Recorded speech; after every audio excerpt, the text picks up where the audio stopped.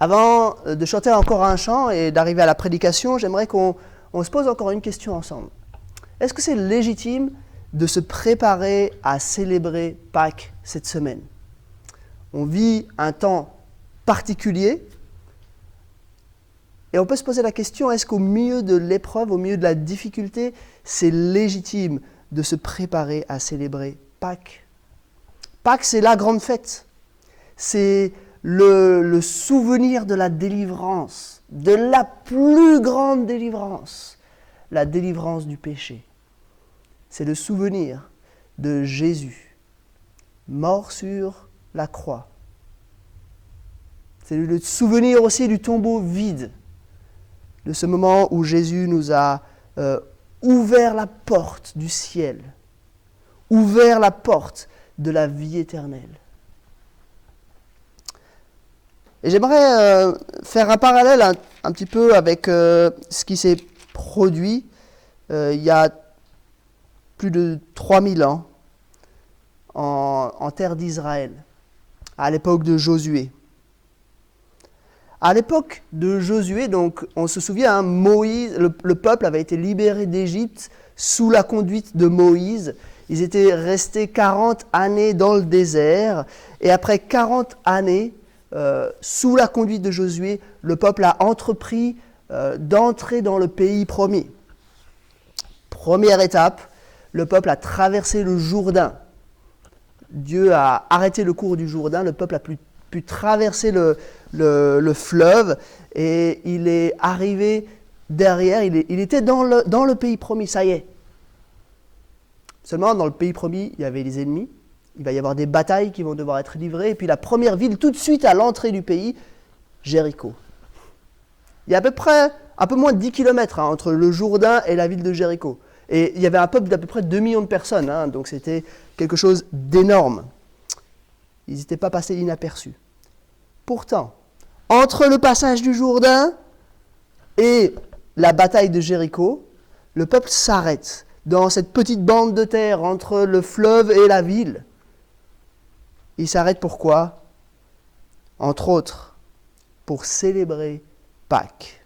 Et j'aimerais vous lire cela. C'est dans Josué chapitre 5 à partir du verset 9. L'Éternel dit à Josué, « Aujourd'hui, j'ai fait rouler loin de vous la honte de l'Égypte. » Et cet endroit a été appelé Gilgal jusqu'à aujourd'hui. Les Israélites campèrent à Gilgal. Ils célébrèrent la Pâque le 14e jour du mois sur le soir, dans les plaines de Jéricho. Ils mangèrent du blé du pays le lendemain de la Pâque, des pains sans levain et du grain rôti. Ils en mangèrent ce jour-là. La manne cessa le lendemain de la Pâque, au moment où ils mangèrent du blé du pays. Les Israélites n'eurent plus de manne, et ils mangèrent des produits du pays de Canaan cette année-là. Première fête de la Pâque en Israël. Première fête du souvenir. Donc vous savez que la fête de Pâques, pour les Juifs et pour les chrétiens, ont des significations parallèles, mais ne pointent pas vers les mêmes événements. Pour les Juifs, c'était le souvenir de la libération d'Égypte. Pour nous, c'est le souvenir de la libération du péché.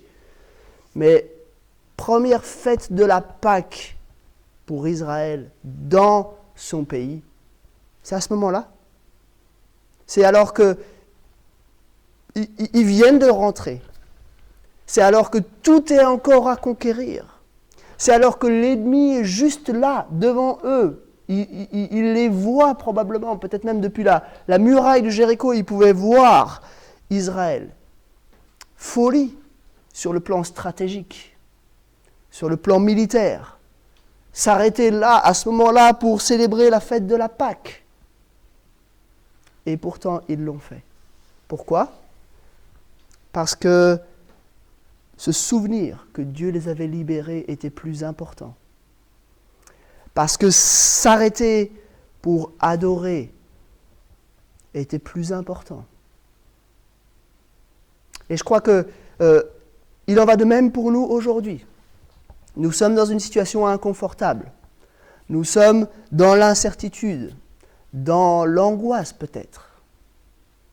Mais nous souvenir que nous avons été libérés du péché par Jésus-Christ, mort et ressuscité, est fondamental. Prendre le temps pour l'adorer, prendre le temps de la reconnaissance est essentiel, en particulier dans cette période d'épidémie.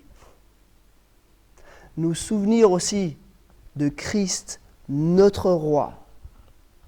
On va voir tout à l'heure l'entrée triomphale de Jésus à Jérusalem.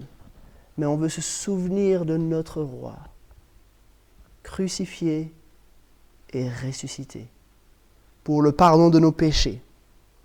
Et je vous invite tout de suite à entonner ce chant « Christ est roi ».